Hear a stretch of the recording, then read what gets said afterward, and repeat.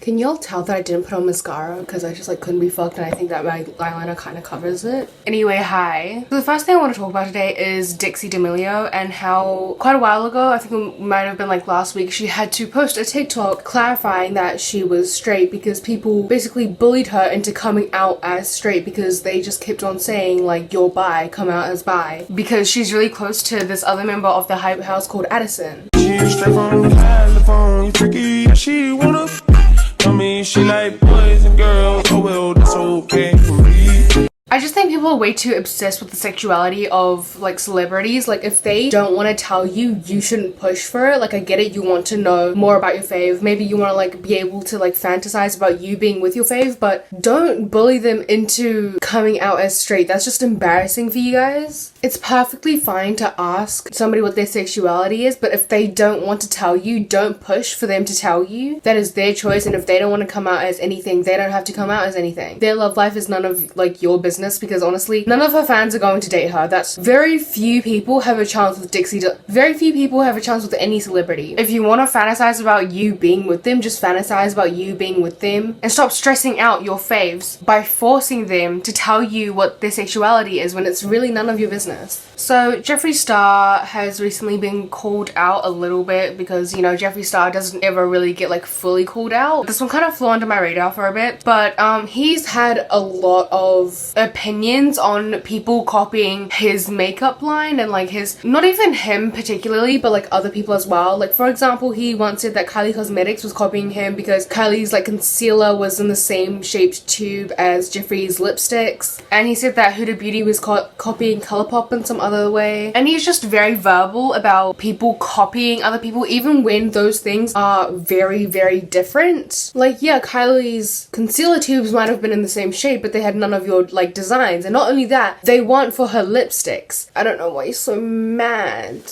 Makeup has existed for a very long time now. It is very hard to come up with an idea that is 100% completely original, and a lot of makeup brands will take inspiration from other brands, and there's nothing wrong with that. That is not copying. That is just taking something that already exists and flipping it to your advantage without, again, copying them. And it's funny because Jeffree Star has also done this, which is why he's now kind of being called out. I say now, it happened like a couple days ago. I mean, it also depends on when this video goes up. But in the Shane Dawson documentary, when he was going through his palettes, he was trying to find inspiration for his palette Bloodlust, and he came across this like packaging. I don't think it was an actual palette, but it was this like kit or a package from Lorac, and it was the royal thing. I will put up a picture, but I don't really know what I'm talking about. And so people are calling him out on that because he's been so pushy about other brands copying either him or, I mean, most of the time it is other brands copying him, but sometimes he does bring up brands copying other brands even though they're very different. So yeah, don't be a hypocrite. You understand that inspiration is a thing in the beauty community, so stop being so pressed people don't copy you because they wouldn't get away with it. I briefly touched on this in my last video, but Tana Mongeau, and how she made this entire video about how MTV was twisting her and her actions and and making her look extra bad, and how she's been going through a lot of stuff recently, and it's been going on for a while, you know, her depression and like her childhood trauma kind of coming back to her. And I just said like, well, okay, you didn't tell us why you were so rude to the doctor, and you didn't tell us anything about Trevor Moran's alcoholism, and you just blatantly ignoring it and not caring for him. But other things that I want to talk about is just her still being bad. Like, I don't watch a show because I really can't be fucked. I know it's kind of like my job too since I'm doing this, but like I can't be fucked and not watching her show. I just want to know, when her perfume was launched and she was like, I want to go with my friend to get his nose done, and then her manager was like, no, don't do that, that's stupid. I want to like launch this perfume on this day because that's when it was planned. And then she said like, no, I'm going with my friend so that he could get his nose job. And then she went to Paris Hilton and was like, what do you think I should do? And then Paris was like, don't fuck up with your entire launch just because your friend is getting a nose job and he's gonna be asleep the entire time because of like drugs and whatever, and like you're not even gonna like really be there for him, you know what I mean? And so she didn't go to the surgery, but she also didn't do anything for the perfume launch. I don't know what happened, but she just wasn't there for either of them. Her manager was calling her like because they needed to launch this perfume, and then her friend was like wondering where she was because she was supposed to be there with him and she never told him that she wasn't gonna be there. And then finally she calls her manager Jordan, and he picks up and he's like, where are you? And instead of apologizing and explaining how she's been going through some mental health issues, she just gives him attitude and she refuses. And this is a pattern that I've also noticed from like other people people's videos where they kind of walk through her MTV show. It's just that she never takes responsibility, which is another thing present in her video, but again, so many people forgave her for that, and I'm just wondering, like, why? Like, she didn't explain anything. She refuses to take responsibility, and it's always everyone else's fault for everything. And I'm sure you've seen it, but there's a clip of her, like, being like, it's like Jordan's trying to make my life harder because he wants the perfume to be launched on the day that it's supposed to be launched, and she's like, I need to be with my friend for his nose job. And it's like, you aren't even there. Not only did you completely bail on the perfume, which I guess, you know, like, which, like, she had an explanation for. Like, she was having, like, a lot of PTSD, and that she's been, like, sleeping all day and having nightmares, and she couldn't really get out of her sleep or whatever. And she's been having, like, a lot of, like, PTSD or, like, panic attacks, which all she could have done was apologize, explain that, and then she was just being moody and bratty and just not nice. And then she goes to see her friend who's gotten surgery, and she pisses him off more by being all like, why are you mad? Like, I thought you didn't even want me there. And it's like,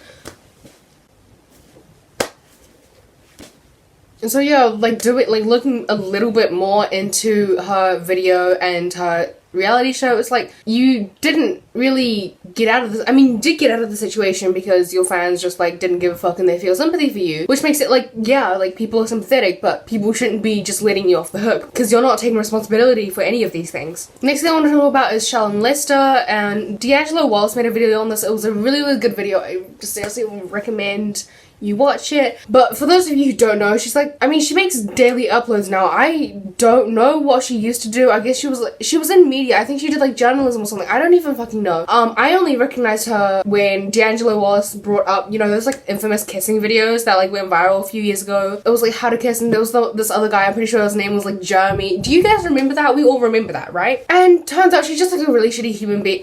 I don't want to go really in-depth about this. I just kind of want to rant about it. So if you want, like, proper information, I do recommend you go watch D'Angelo Wallace's video because I'm not going to really give as much information for you to, like, fully understand. But she talks a lot about celebrities, especially Selena Gomez is what I've, like, found, and she nitpicks so much. She hates Selena Gomez, and she also has, like, tweets from years ago, back when Justin Bieber was, like, 15, 16. Like, I think it started when he was, like, 15, and it just hasn't stopped. And it's just, like, her being really predatory and just having very gross pedophilic tweets. A lot of people think that's why she has such an intense hatred for Selena Gomez. She is very disrespectful. She talked about suicide and mental health in ways that she should not have talked about them. She said, if you supposedly have suicidal thoughts but are 100% not going to commit suicide, why are you talking about it? Because to her, it seems like revenge. Like, I guess Pete Davidson was trying to be like a victim and, like, getting back at his family or whatever the fuck. And she talked about Selena Gomez and her lupus and her drinking problem, and a lot of it was just wild. I don't even know how to... Okay, so the suicide thing. That is so disgusting for her to say. Like, that is not right. Like, a lot of people have suicidal thoughts but do not want to carry out suicide because that's, like, not a good thing. And it is so disgusting for her to say, well, if you're not going to commit suicide, don't talk about it. He is trying to share his experiences. He is trying to talk about it. That could help not only him, but other people going through the same thing. Somebody else brought up that her videos are reached by, like, a lot of different types of people. There's a huge range of people who watch her videos, and there's, like, a little community, and they kind of talk about it in the comments. And that means that there's a high likelihood that there is also a lot of people that watch our content that is going through something like that, and that could be very triggering for them, and that could be like a, well, since I don't actually really think that I want to go through with suicide, I don't get to talk about it, I don't get to share my experiences, and I don't get to talk about my problems, which is such a disgusting thing for her, and I think that is so gross of her. For I don't even know, like, she's made so many videos about Selena Gomez, and I don't even know what she says in any of them. I just know that she's very hateful towards her. She talked about Pete Davidson's bipolar disorder and how he was, like, scamming people out of drugs, and she said this because he was getting a new prescription. That's basically what she was so heated about, because he was getting new prescriptions, which is, like, a part of having a mental illness. Like, if you have a mental illness and like, medication is a part of it, then, like, sometimes your medication, like, changes. Like, there's different levels of different things, and that's just, like, a part of it. I don't really understand what she's going at here. He also talked about self-harm and how he hides his, like, cuts on his chest with tattoos. And she basically implied that he shouldn't have talked about it because he should be more ashamed of it. And also, the interviewer didn't ask, so he shouldn't get to say it. Again, it's just silencing people who are trying to share their experiences and maybe possibly help other people. And it's just like, people need people to relate to. People in these dark spaces need people to relate to. And if you're not letting people share their experiences and therefore having people to relate to, then it's like, you are so harmful. That's no. But, like, the interviewer did actually ask, so that completely making you look bad for no reason because he did ask. She said that, like, his family life has to be bad because he has bipolar, even though he, like, idolizes his sister and his family and whatever. And it's like, where are the dots to connect? Maybe your partner doesn't have Lyme disease a la Justin Bieber, but maybe he's depressed. Oh, I'm so depressed. He suffers from anxiety. Oh, that's interesting. A white man, most of them are, a white man on planet Earth suffers from anxiety and depression. I'm not saying that they don't. Some people do, absolutely. But you know what? They need to get the fuck out of the way and stop dating. They need to get the fuck out of the way. They don't get to keep dating. Because Harry is low-key. And that's why I believe that he is truly bisexual, because he's quiet about it. And Harry, like, he just looked at me, he's like, you're gorgeous. And I was like, yeah. And he, like, pushed me up against the wall, and it was like this drive-by makeout. It was like 30 seconds of snogging. And so I was like, "Oi, come on, Harry!" And my friend was up there, and she's like, "Were you making out with Harry Styles?" And I was like, But yeah, please watch this video because this, me talking about it, is not very accurate or good or informative in any way. So if you do want to know more about it and like actually find out stuff, like go to D'Angelo Wallace's. So the last thing I want to talk about is Nikita Dragun's reality TV show on Snapchat, and it's not really TV. Anyway, I talked about this before, but I briefly touched up on it, and I don't remember what I said. Did I bring up her biphobia? Because I don't think I really brought it up because nobody talked about it. Like, I don't watch her. I don't want to watch it because, again, like, fuck that shit. I watched other people's videos about it, and nobody talked about how biphobic she was, and nobody showed those clips. So I didn't know until I watched Luke Alexander's video, and he showed the clips, and he brought up the intense biphobia. Okay, so for those of you who don't know, like, near the very start of it, she went on this date with a guy, and she asked him what his type was, and he said he doesn't really have a physical type, but he started talking about his ex in order to kind of answer her question the best way that he could, and he brought up that his ex was a guy. And then immediately there's like music, dramatic stuff, there's like facial expressions, and there's just like a lot, and there's like it was just obvious that she had like a reaction to it, you know what I mean? She had a reaction as soon as he said that his ex was a guy. But like, that could have been like a one-off thing, like maybe it just like caught her off guard, maybe she wasn't expecting him to be bisexual or whatever the fuck. This is a point that's brought up a lot. I say a lot, but like for as many episodes or whatever the fuck there is, it is kind of brought up a lot. There was that guy that I just brought up, and also the guy that she is friends with and claims that he has feelings for her. She claims that he has feelings for her, and she got mad at both of them on separate occasions because their exes are guys, and she's like, "You're out here trying to run games with me about like, I like you, let's take our friendship to the next level, and then you're still with your ex who's this like big ass burly ass man. Like, what? This does not equal that." I'm definitely not one that gets caught up on labels, but for me, what I'm searching for is a man to make me feel like a woman, and I just feel like I don't know why Oscar's attracted to me. I worked so hard to become the woman I've always wanted to be, but when a guy likes other guys, that's just not me. I'm a girl. Oh my god, I cannot believe that nobody is speaking about this. Like, this is literally straight up biphobic. Just because a guy likes other guys doesn't mean he can't like other girls. Like, it's not that hard to comprehend. There's certain things that I just don't know if I can look past. It's like his exes have nothing to do with you. So what if he happened to be straight, but like the other woman that he had previously dated was toxic, abusive, and just happened to be masculine? How would you react? Because I doubt she would react the same way. And I'm just so confused as to how she just hammers home that like she's uncomfortable with these guys having guys as their exes, and how she can't get past bisexuality. And it's like, you're part of the LGBTQ community, why can't you be more tolerant of other people? It just baffles me because it's straight up biphobia, and nobody really talked about it. Are you a sugar baby? No, actually, That was a hesitant no. Sugar mama reputation, it's just not for me. You can't just assume that because somebody dated someone rich that they're automatically a sugar baby. you are a busy woman.